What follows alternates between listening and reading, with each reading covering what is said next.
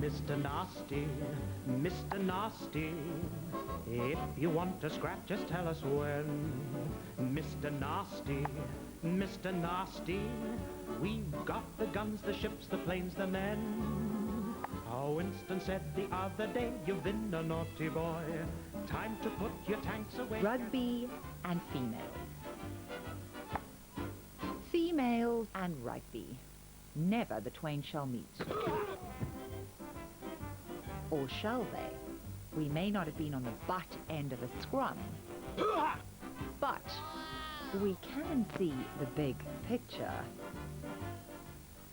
And when it comes to making an impact, well, we're rather good on the subject of how to make physical contact. Mr. Nasty, and even occasionally, how to put the boot in. Just tell us when. Whenever a Celtic team clashes with any team of Anglo-Saxon origin on Irish soil, it is tantamount to defending the realm, with the emphasis on defense.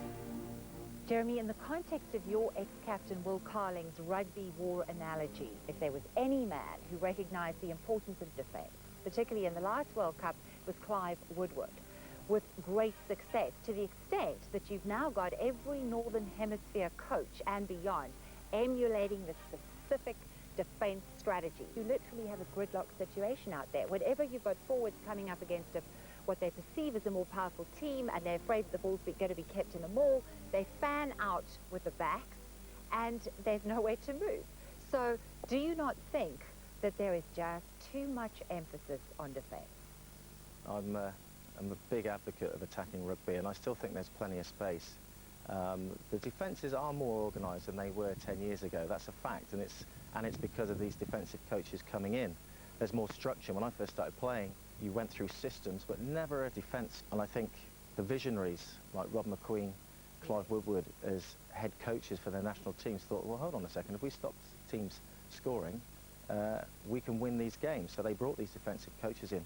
But by the same token, you know, if I'm an attacking coach, like Brian Ashton for England, I'm going to think, well, I'm better than that defensive coach. So it's mano a mano. It's the attack against defence. And I believe someone like Brian Ashton can unlock these defences.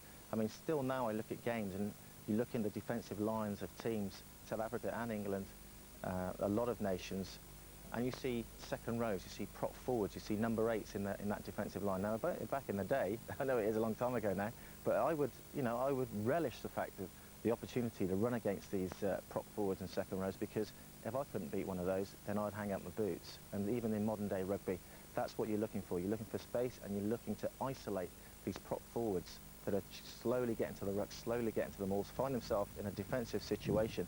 No matter how much coaching you do, a prop forward against an international centre, you've got to back the centre every time. So you've got this specific separation of attack from defence. You've got impact players being introduced at strategic times, usually towards the end of matches.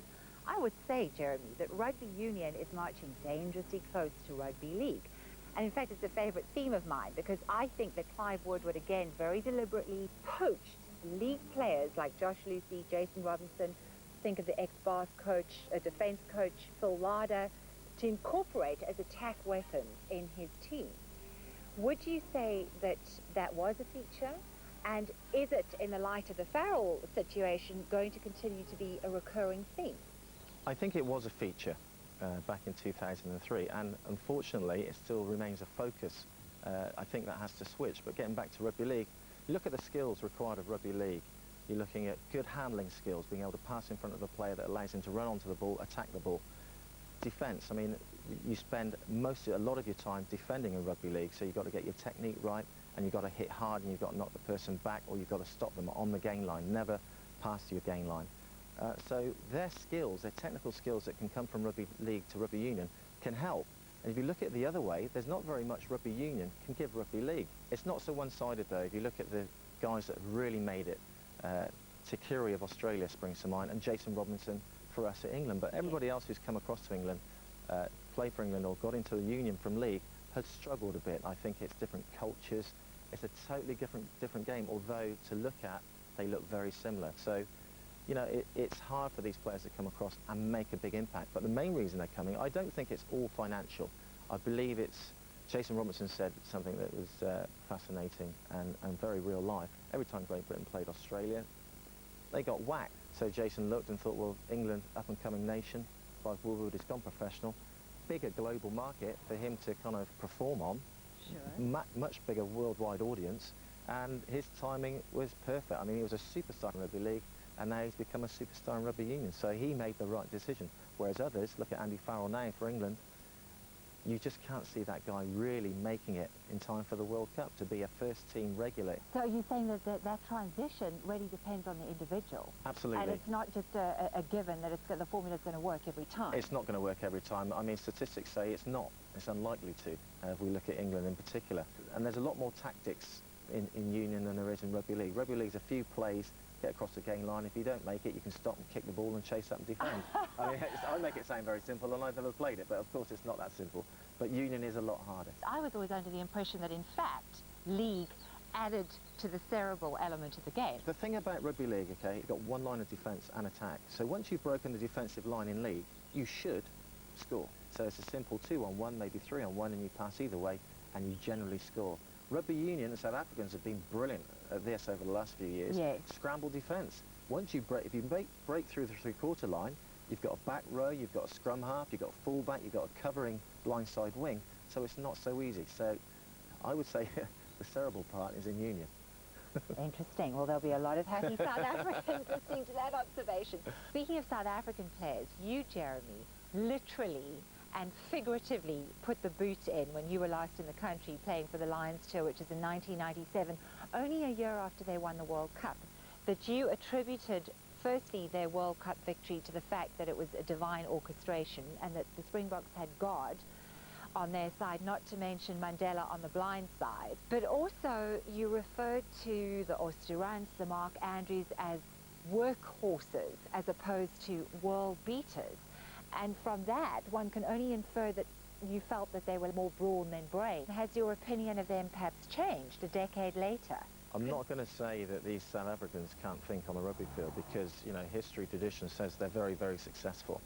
I think sometimes they were a little bit naive to think that they had a right to appear on the field and win.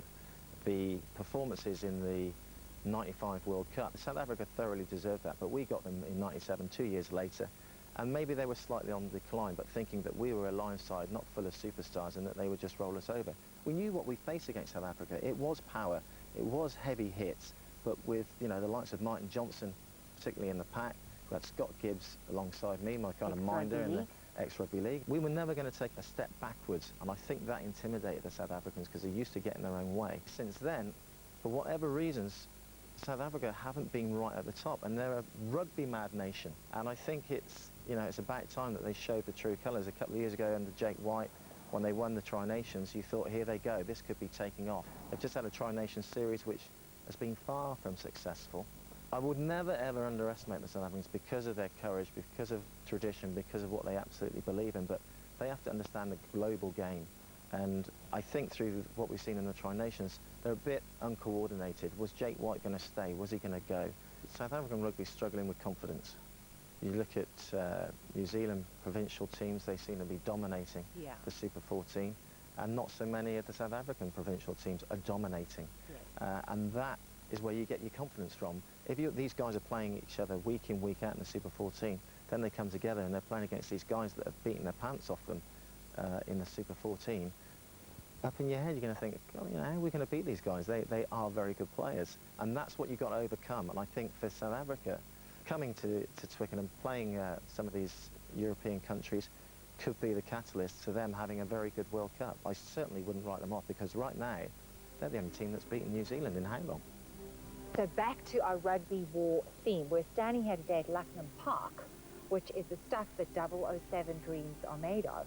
And somewhere there behind me is a fantastic avenue of trees where apparently, Jeremy, during the war, the RAF used to hide their aeroplanes, one covert operation to another.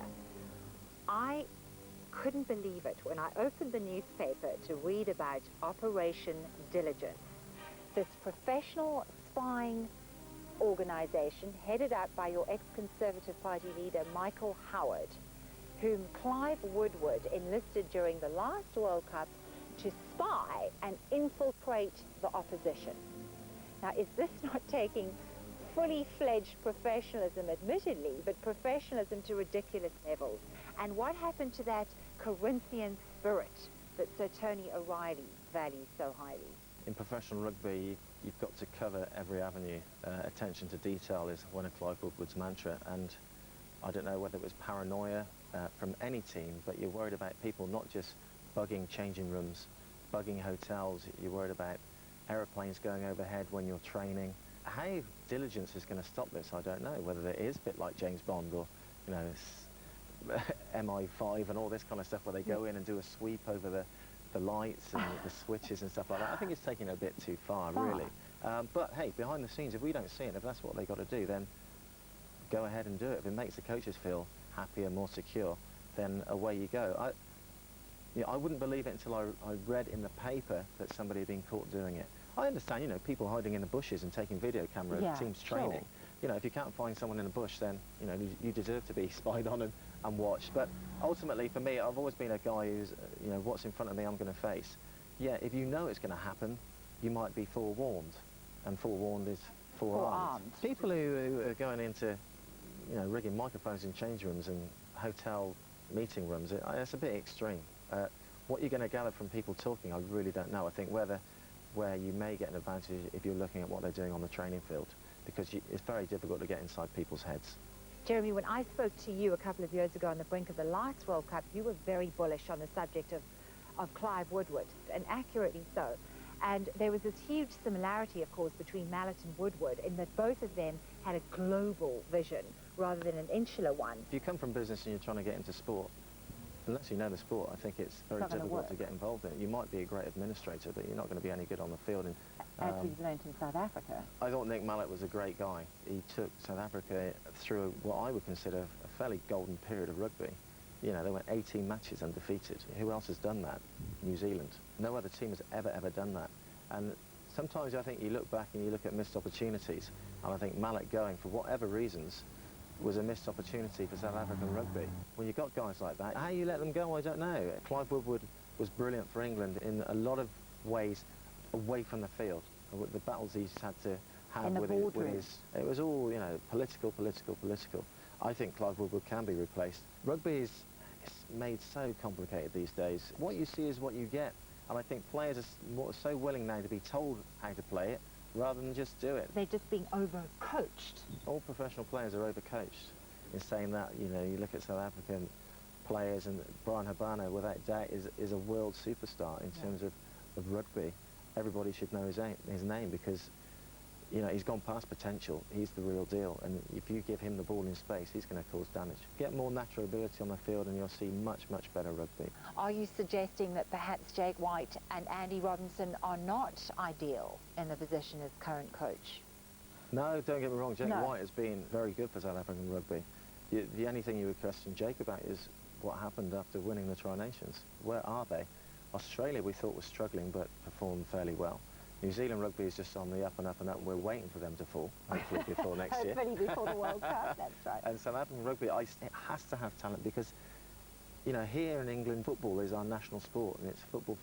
South African guys are macho, aren't they? I mean, soccer's still a bit namby-pamby, I would imagine, over there. Whereas rugby is everything. Contact. South African rugby is epitomised by the scrum. And that's how they try to dominate teams. But I would never, ever underestimate a nation that is mad and passionate about a sport, but they just need to go a little bit there rather than more lateral narrow. thinking, in other words. Yeah. So in war terms, Jeremy, how do you tell the general to go back to the drawing board and to find the gap rather than to mind the gap? You see some guy break through a line of defence, swerve out to the right or left, link with another player, runs another 30 yards, dives into corner because some covered tackler is coming in. It's going to get the whole stadium up. So I'm a huge advocate of attacking rugby, and I want to see tries scored. I don't want to see easy tries scored. I want to see good defence, but I want to see great attacks, great attacking lines, busting good defensive lines, and that's what we all want to see, I'm sure. Money talks, money shouts, don't take much to hear like